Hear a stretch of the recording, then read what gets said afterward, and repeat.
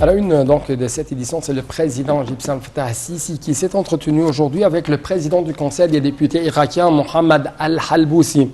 Lors de cet entretien, le président Sisi a demandé à M. Al-Halboussi de transmettre ses salutations à son frère, le président Barham Saleh, ainsi qu'au Premier ministre Mustafa Al-Kazimi. Le chef de l'État a d'autre part affirmé que l'Égypte tenait à renforcer la coopération avec l'Irak sur tous les niveaux. Il s'est ajouté que l'Égypte était prête à transférer son expertise avec l'Irak et à soutenir son gouvernement dans ses efforts du développement afin de récupérer sa position historique et son rôle efficace dans la région. De son côté, M. Al-Halboussi a affirmé que son pays appréciait les visites successives effectuées par le président Abdel Fattah el-Sisi en Irak, ce qui a approfondi les relations bilatérales étroites. Le chef du Parlement irakien a mis en valeur le rôle déployé par l'Égypte pour le regain de la stabilité en Irak.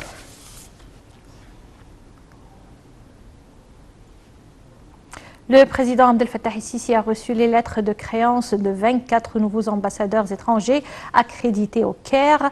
Le porte-parole de la présidence, l'ambassadeur Bassam Radi, a déclaré que le chef de l'État a salué les nouveaux ambassadeurs, leur souhaitant la réussite de leur mission au Caire. Le président el-Sisi a également affirmé que l'Égypte souhaitait consolider les relations avec ces pays dans tous les domaines.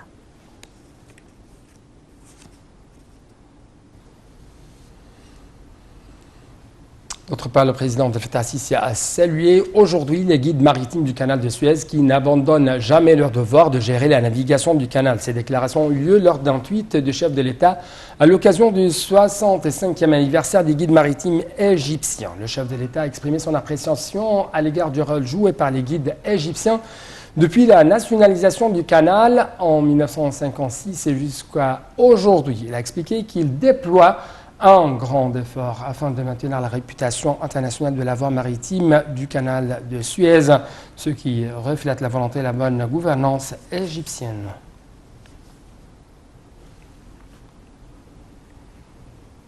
Le Premier ministre Dr Moustapha Madbouli a inauguré ce matin la 6e édition du Forum constructeur d'Égypte. Des représentants de 25 pays africains et arabes ainsi que plus de 300 participants représentant les grands secteurs des affaires et du financement ainsi que des interlocuteurs éminents des organisations régionales et internationales prennent part à ce forum. Dans son allocution, le chef du gouvernement a affirmé que le secteur de transport témoigne d'un grand développement, notamment dans le système ferroviaire malgré les défis et les obstacles actuels. Il a souligné qu'un nombre de projets est en cours d'exécution comme le train électrique et le monorail. Plus de détails à travers ce commentaire signé Sarah Al-Maghrabi. Le Premier ministre Moustapha Madbouli a déclaré que l'Égypte avait maintenu une croissance positive au cours de la dernière période malgré la pandémie de coronavirus.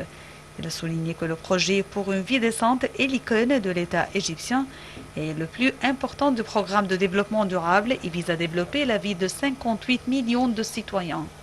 Le chef du gouvernement a passé en revue lors de son ouverture du forum les constructeurs d'Égypte dans sa 6e session sous le titre « L'expérience égyptienne et une nouvelle vision des plans de reconstruction » dans les pays arabes et africains. Des représentants de 25 pays africains et arabes en plus de la participation de plus de 300 dirigeants représentants de grandes entreprises contractantes, des investissements immobiliers et des institutions financières ont assisté au forum.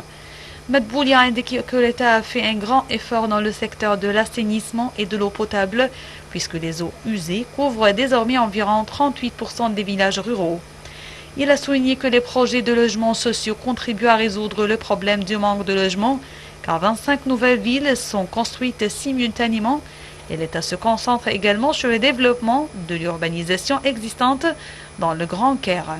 Il a ajouté que l'Égypte poursuit la question de partenariat avec le secteur privé dans divers projets, car nous avons vu des entreprises contractantes se transformer en entreprises géantes en 7 ans.